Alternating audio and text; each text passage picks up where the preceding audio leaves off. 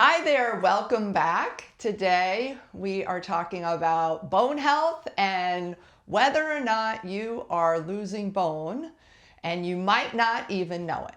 So in general, you feel strong, you feel capable, you feel healthy, but the truth is that bones may be quietly weakening beneath the surface. So just stay with me to the end today, and I'll walk you through the exact steps that I use to protect bone density in women through midlife.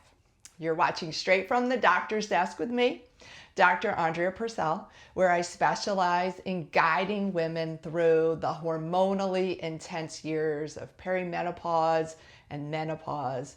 And bone health is definitely one of those things that we look at as a way of preventing bone loss and supporting bones through the midlife period.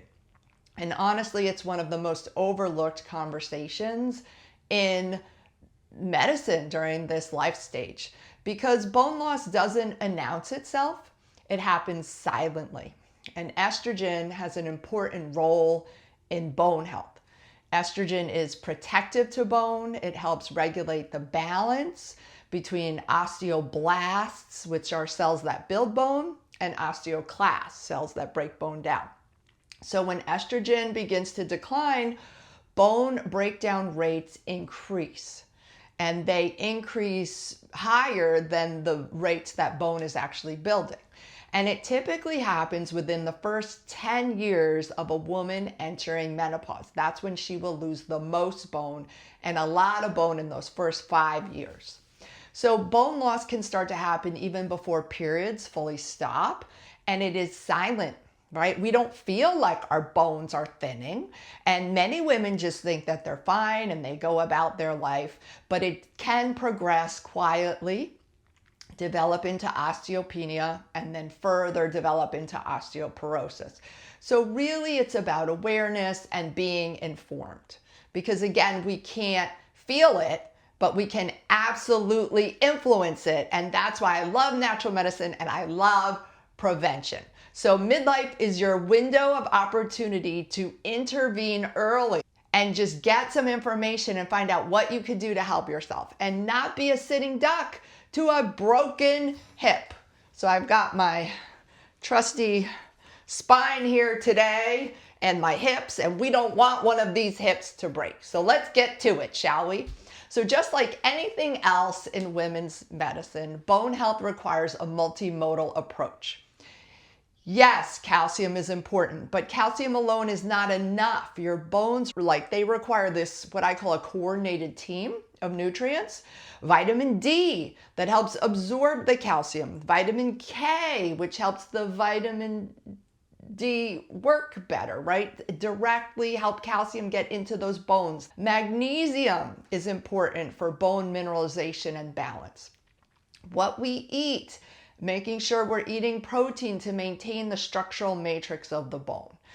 How we move our bodies, right? Bones respond to the load that we put on them. So the more demand we put on the bones, the more the body will lay down new bone. So that's why weight bearing and resistance training stimulate bone building activities.